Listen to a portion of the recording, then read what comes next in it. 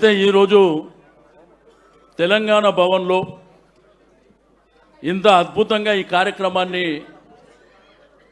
చేసుకుంటున్నటువంటి శుభతరుణంలో సహకరించినటువంటి కార్యకర్తలు, నాయకులు, ఉద్యమకారులకు ప్రతి ఒక్కరికి పేరు పేరున అభినందనలు తెలియజేస్తూ, రెండోది దయచేసి మన నాయకుని పుట్టినరోజు అంటే మనకు పండుగ దినం.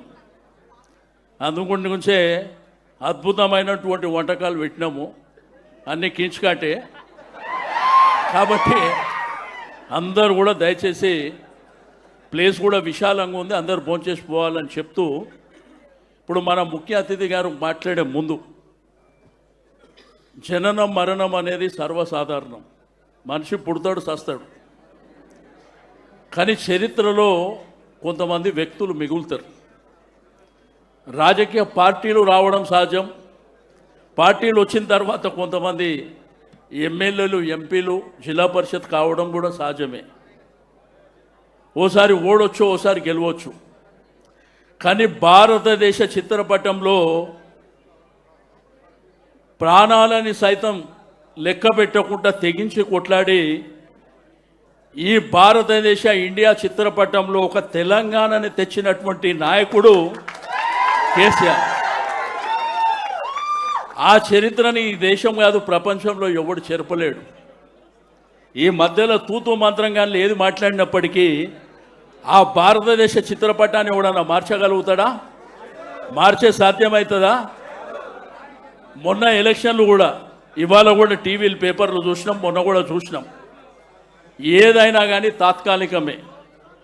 ఆ రోజు కేసీఆర్ గారు ముఖ్యమంత్రి ఉన్నప్పుడు 2 సార్లు జిల్లా పరిషత్ జరిగింది, మున్సిపాలిటీలు జరిగినాయి, మున్సిపల్ కార్పొరేషన్ జరిగినాయి, హైదరాబాద్ కూడా జరిగింది.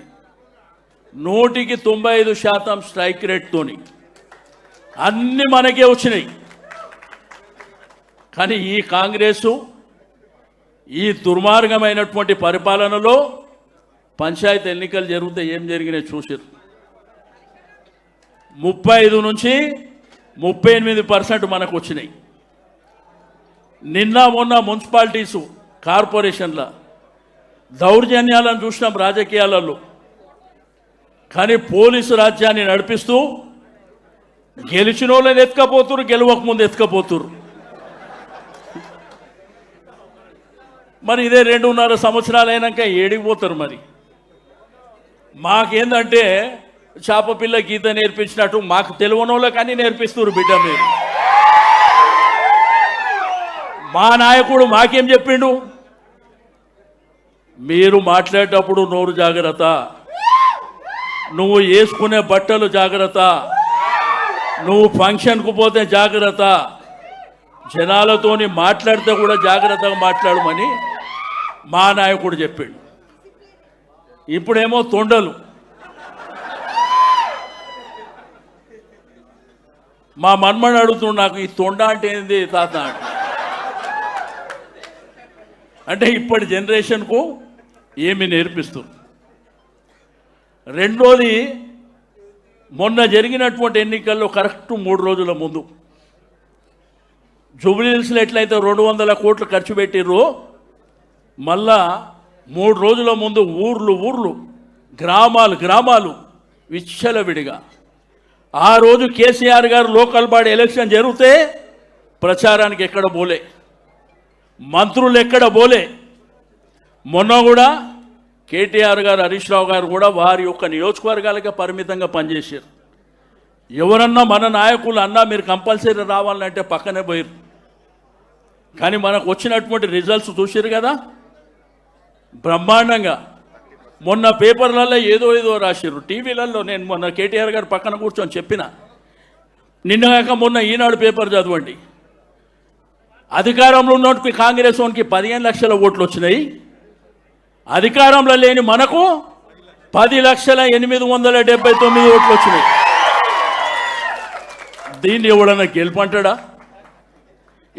గెలుపంటాడా? మనోళ్ళని రాత్రిలో పూట ఎత్తుకపోయి, సరే పాపం పండినప్పుడు, పాపాలు పండేటప్పుడు ఇవన్నీ సర్వసాధారణంగా జరుగుతాయి. కానీ 2 ఏళ్ల తర్వాత ఇక మాకు నేర్పించింది, మేము ఇంకా నేర్చుకుంది చాలా ఉంటుంది. అందుకే మీ అందరికీ చెప్పేది ఒకటే, చరిత్రలో మనుషులు వస్తారు పోతారు, జననం మరణం అన్నీ జరిగినాయి, పార్టీలు కూడా ఉన్నాయి.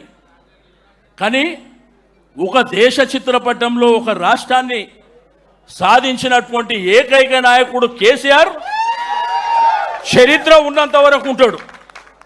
ప్రభుత్వాలు ఎవరున్నా వచ్చినా పోయినా పర్వాలేదు, కానీ ఈ రాష్ట్రాన్ని ఎవరు తెచ్చిండ్రు ఈ తెలంగాణని అంటే కేసీఆర్. అద్భుతమైనటువంటి పరిపాలన.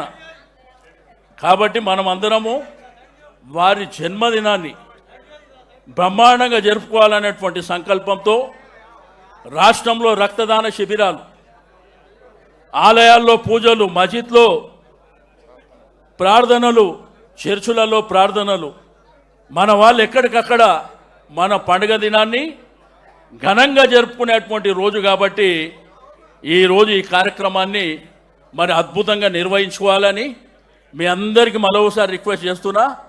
అందరికీ భోజనం ఉంది, మీద పడకండి.